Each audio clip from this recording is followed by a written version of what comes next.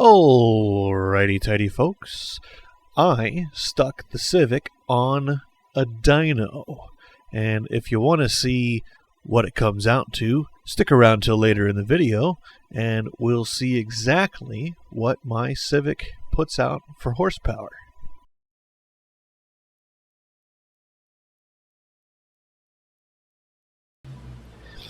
So in this first bit,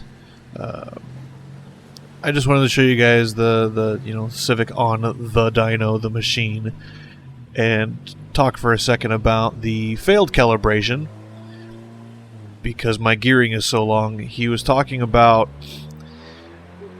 he wanted to do it in 4th gear to get a little bit better precision out of the test, but because my gearing is so long with my Frankenstein transmission, it simply wouldn't calibrate because he couldn't get there's not enough power to get the revs high enough in the machine and hold it there to get the machine calibrated. So we ended up doing the calibration in 2nd gear, I think. Did 3rd gear pulls. I will leave the audio in kind of in the background low, just because I like the sound of the car and I think it's nifty. I would like to show you guys, I did want to show you guys real quick just kind of an image of a stock Civic dynograph, D15B7, the same as mine, from 2013, so not that long ago actually, 10, 11 years, which considering the life of the age of the car is not that long ago. And as you can see there, that engine at 137,000 miles with everything 100% stock. This is as Honda shipped it when it was built, right? This guy outputs 86 horses and 85 foot-pounds of torque to the wheel. I was not expecting much, if any, change in output power to the wheel on my Civic from what I've done. I was kind of pleasantly surprised that I did in fact have 15 more horses than factory just from doing, literally it's exhaust and tune is all that's been done. I do have the Z6 intake and I do have a larger throttle body, but all the bigger intake and throttle body really do for the engine is to make the throttle opening a smaller region before you hit max power. So with the stock setup, you'd hit max power 90 to 100% throttle, where with the big intake and the big throttle body, which they're just OEM swaps. It's a Z6 intake and it's a throttle body off of a Prelude, if I remember right. All they do is they make 100% throttle now 35 or 37% throttle. That's where I have my max power. Any throttle opening beyond that doesn't really do much of anything, which is kind of annoying sometimes. Driving in traffic surrounded by people with automatics who can just let off and coast slowly is a bit troublesome. It would be helpful if I had more fine resolution of throttle control and power output than I currently have, but it's fine. That's enough of me rambling. I will let you guys have a couple of minutes of engine ASMR, I guess, before we get to the talky bit near the end. I hope you enjoy.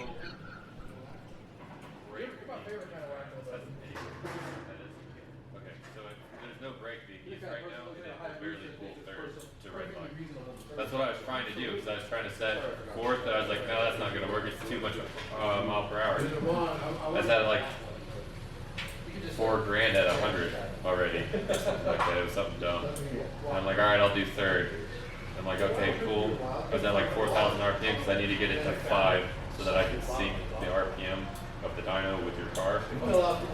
and I was like, it's not pulling it. I was like, okay, that'll work. So like I'm like, let's get it to red line, make sure it goes all the way through.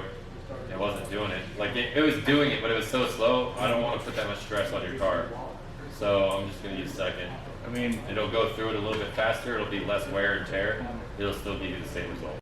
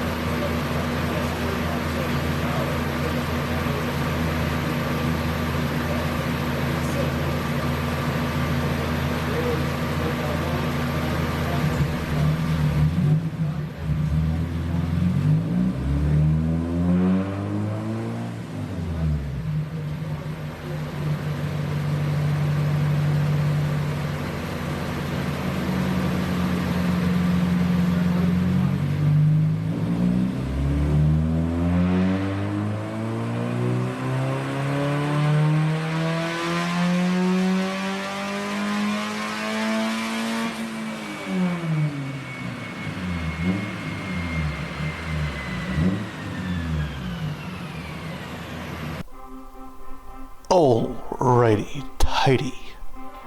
Folks, so we're here in the shop. We got the forklift in the background. Don't worry, videos are coming on the forklift. I can already hear you screaming. Shut up. But I just got done doing a thing that I was hopeful and scared and unsurprised, all simultaneously. I just put the Civic on a dyno. And what it spat out is kind of exactly what I expected, really. So the question was stock engine, stock transmission, sort of customish intake or exhaust, I guess. But pretty much everything's stock, but with my tune on it instead of Honda's tune on it. Did anything change? I will put up the graphic sometime about right here. Probably just overlay it over top of everything just to show you guys. And while the software likes to exaggerate the curve and it looks like it's providing a larger difference from low RPM to high RPM, it's really not that exaggerated in real life. But the numbers that it spat out, we'll see. Depending on the quality, I might zoom into it. I don't know. But the numbers that it spat out are literally exactly what I expected. It was 102 horses, 93 foot-pounds.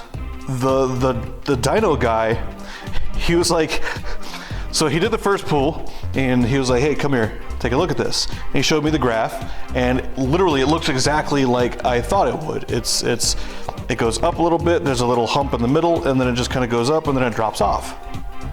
That's exactly what I expected it. That's what it feels like in the car, right? So just a normal, everyday kind of OEM dyno chart, right? He does a second pull though, and the eyebrow goes up. He's like, what? The second pull gave him exactly the same numbers. It was 102.93. 102.93. He's like,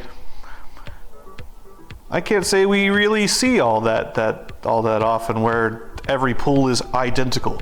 The third pull was 102.94. one more torque, which could have literally been a rounding difference in the software doing the math for the dyno. It could have been like 93.44 and then 93.46, which would be 93.5, which if it's giving you a whole number as an output would be 94. It literally could have just been a rounding difference. But he did say, he was like, I can't say that I've ever seen a car output as reliable a power on the dyno as this one. I was like, well, at least I've got that going for me. It's reliable. So, you know, that's good. That actually makes me quite happy. I took a better look at the brakes while it was on the dyno because it was just kind of up off the ground a little bit. It's one of those, you drive up a ramp onto it kind of guys. And I was looking at the brakes. The front brakes are about 6 years old. They've got as many miles on them as the engine. I did the brakes about a week or so after I replaced the engine. So the front brakes have the same amount of miles on them as the engine. The rear brakes I did when I was living in Las Vegas, which was at least 2 years after I put the engine in, which would have been at least 25,000 miles, probably closer to 30,000 miles. So the rear brakes have 30,000 miles less on them than the front brakes. The front brakes still have more meat. There is more material remaining on the front brakes than there is on the rear brakes. And I don't get like cheapy pads either. I put ceramics on there. I don't know why the front brakes are wearing far slower than the rears. Every time I do something to this car, it surprises me with how it exists. For instance, the front brakes. The reason the front brakes are what they are, the particular parts that I put in there, those exact part numbers, are because since I've owned the car, if I put a brake pad on the fronts that has a backing plate. It's a separate, just a shim on the back that's usually like glued on, sometimes riveted on. But for the Civics, most of them I've seen are glued on, they're not riveted. The shim will dislodge from the pad and it will travel forward. As it travels forward, it encounters the brake hardware, the little spring steel clips on the caliper bracket. It encounters that. The spring steel clip on the caliper bracket begins to then slice through the backing plate as the backing plate travels forward and kind of rotates around or bends around the caliper bracket, and it just cuts right through it. 3 times that has happened to me on this car. I've never seen that anywhere else before on any vehicle. It confounds me. It confuddles me. It befuddles me. It defuddles me. It's weird. But you know, the dyno output is kind of along those same lines, where it's like you put a car in a dyno and your reliability comes down to a bunch of stuff in the car, the characteristics of the machine, yes, but you're also going to get some variance out of the test equipment that is the dynamometer, right? Every piece of test equipment has tolerances and specifications, and those tolerances are not zero. They're never zero. There's no such thing as zero tolerance, right? And people are going to argue with me in the comments, well, you got interference, Finn, blah, blah, blah. Okay, take an electron microscope and tell me there's zero tolerance in there. If the atoms are touching, it's not going in. If you can press it in and remove material, there's now tolerance in there.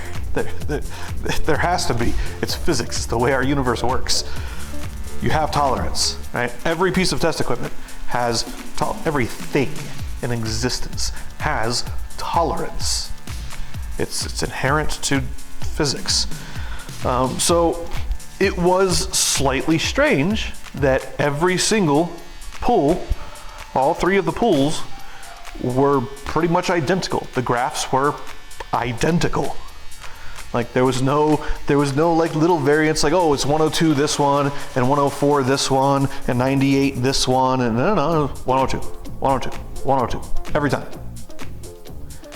Especially on an engine that small and low powered, it's kind of strange. Just the way a dynamometer works anyway, you should get some variance in those numbers. No, nothing. Straight across. If we look at the graph, you see right in the middle there's that little kind of hump in the graph. I know exactly in the tune where that hump is. I can show you in the tune where that hump is. In fact, here it is. It's right there. And I'll tell you something. That little hump in the tune took me over a year to get that little hump tuned. Because for whatever reason, when I started tuning this thing, Neptune's basic map size is like 8x8 or 12x12 or something. I expanded it out to the full 32x32 or whatever the map size is. Because trying to get this little hump right here tuned in. Because I'd be driving around, and right when you hit that hump, it goes crazy lean. It'd go to like 17-1, 18-1 AFR, which would be, what is that, 1.5? 1.4 lambda? Like that's, you'd feel it. It'd be a misfire. It's far too lean. It's not acceptable, right? And so what I do is I'd shuffle the RPM to, I'd shuffle the RPM down a little bit to try to like zoom in on that area. So, right, where it was between like 400 and 500 millibar. Okay, well, I'd zoom in. I'd move the load column over a little bit and squish those numbers up a tiny bit, because at the top end, it's a lot less critical where your fueling is, because it's wide open throttle and there's not a whole lot of weird characteristics in all of the airflow patterns. They're just kind of going to be what they're going to be, and you tune for that, and then the job's done, right? So you can squish the higher end a little bit and kind of, you know, zoom in, as it were, to some places closer to the bottom, closer to the low load stuff. But I did this 4 or 5 times, and it's still, that little hump is still in there, in the tune. And that's at part throttle. It's interesting to see that it's also there at full throttle. Because it was, when I was doing the tune, if we look at the tune here, you can see this kind of little ridge in the fuel map. I've tried to smooth it out in the ignition map a little bit, but we can see this little ridge right here in the fuel map, right? And that ridge starts at about 350, 400 millibar and goes all the way up to wide open throttle. That ridge propagates all the way up to full throttle. And it's that little ridge that has been fighting me most of this tune. So it's interesting. It's curious to me to see that ridge visible in a dyno pool. And as always, don't forget to like and subscribe and leave a comment telling me, oh, how cute, 100 horses. Because I know somebody out there is going to be like, I got 140, I'll drive an American car, I got 500. I don't care. So, I don't care. I really don't care. Nobody cares, honestly. Especially if your vehicle is stock. Nobody cares what somebody else built for you. At the end of the day, I'm going to start rambling, and I'm going to stop before I start rambling. I'm going to do a forklift. Which means